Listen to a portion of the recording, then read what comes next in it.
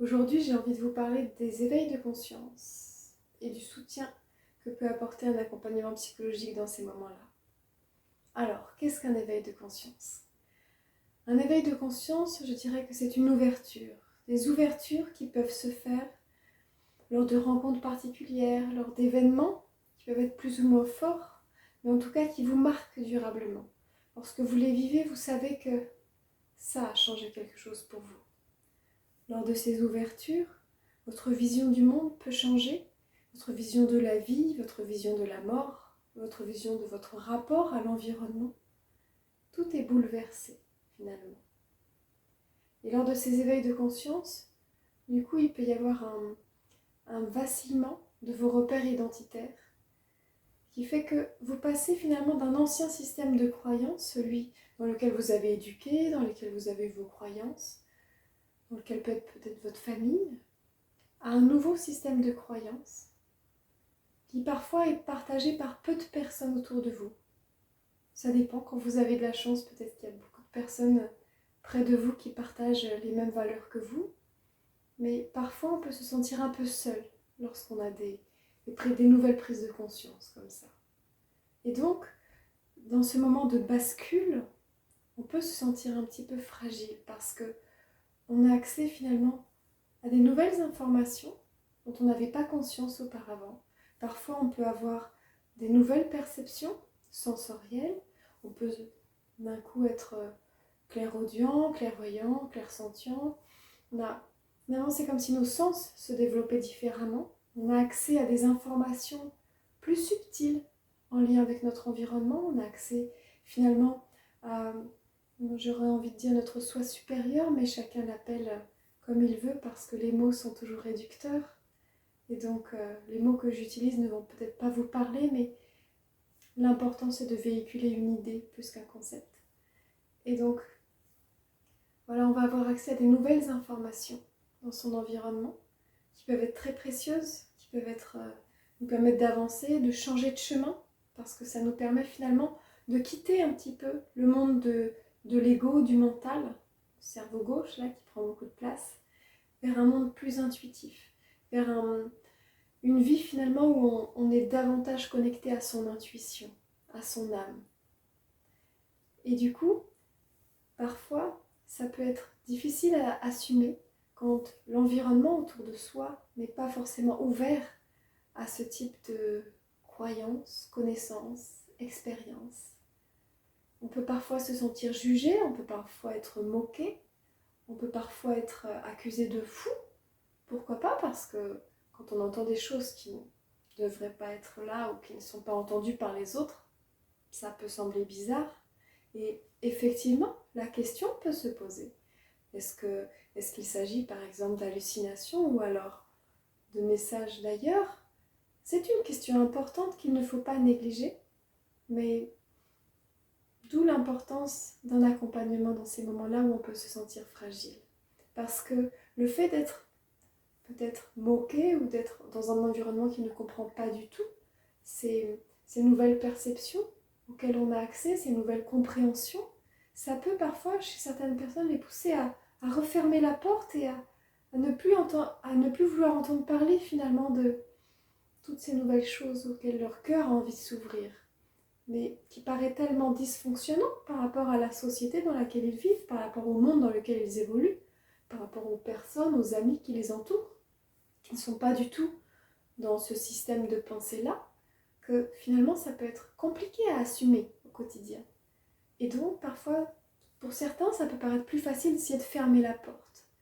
Même si finalement, ces facultés, ces intuitions qu'ils ont pu ressentir et percevoir, elles sont toujours là, mais derrière un coffre-fort qui est parfois difficile de rouvrir. Et donc ça peut être dommage de fermer la porte à ce moment-là.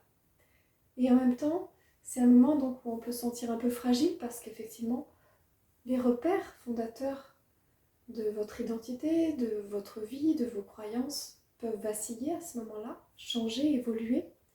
Et d'où l'importance, il me semble, d'avoir un accompagnement psychologique avec une personne qui est bienveillante, qui n'est pas dans le jugement et qui ne va pas essayer de vous influencer à ce moment-là. Parce que lorsqu'on est comme ça ouvert finalement à de nouvelles croyances, de nouvelles possibilités, il peut y avoir à certains moments une certaine naïveté, si je puis dire, ou une certaine crédulité qui fait que on peut être dans un moment, si on est par exemple dans une phase où on est en mal-être, en dépression, ou dans une phase où on ne se sent pas tout à fait bien assuré en soi, eh bien, on peut risquer d'être influencé par d'autres personnes qui ne vous veulent pas forcément du mal, mais qui vous influencent et donc qui vous éloignent de votre propre responsabilité, de votre propre pouvoir d'incarnation.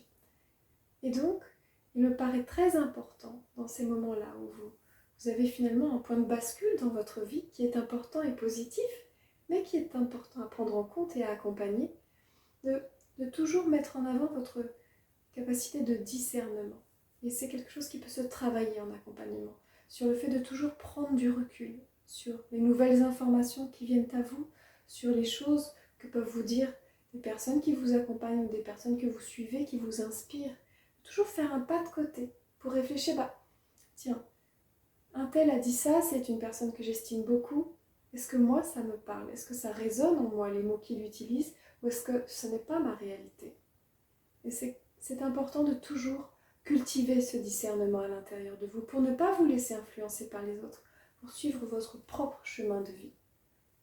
Parce que chacun a sa propre direction à suivre. Et il serait dommage de se laisser finalement influencer par quelqu'un d'autre qui n'est pas vous. Et qui donc n'a pas les mêmes ressentis, les mêmes perceptions que vous, les mêmes pensées que vous. Donc il est important de toujours cultiver de qu'est-ce que je ressens à l'intérieur de moi, qu'est-ce qui est important pour moi, dans quelle direction j'ai envie d'aller parce que c'est juste pour moi. Peut-être pas pour un tel, peut-être pas pour tel guide spirituel, peut-être pas dans telle religion, mais peu importe. Qu'est-ce qui est important pour vous à l'intérieur? Qu'est-ce qui vous paraît juste? Et donc, c'est important aussi quand on est comme ça confronté à une ouverture, à un éveil de conscience, de toujours rester bien ancré. Parce qu'aujourd'hui, vous vivez dans un monde de matière, même si vous avez envie de vous éloigner de la matérialité. Et dans ce cas-là, du coup, il est important de toujours rester ancré dans ce monde-là.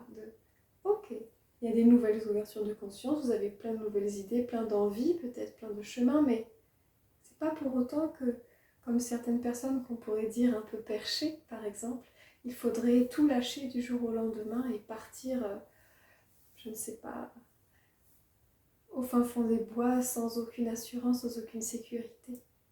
Quand je parle de sécurité, je ne parle pas de matériel, je parle d'une sécurité interne, mais qui se construit aussi potentiellement dans la réalité, dans l'environnement, dans un métier, dans une assurance financière.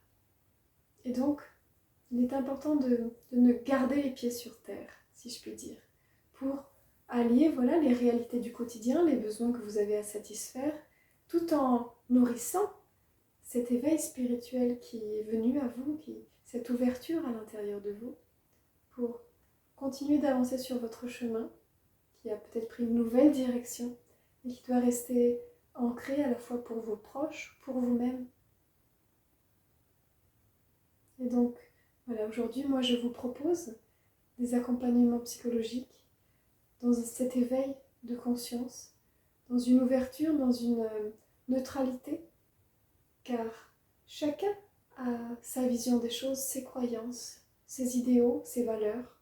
Et donc il me semble qu'il est tellement important, surtout dans une phase d'éveil de conscience, de ne pas être influencé, de ne pas être parasité par les croyances d'une autre personne.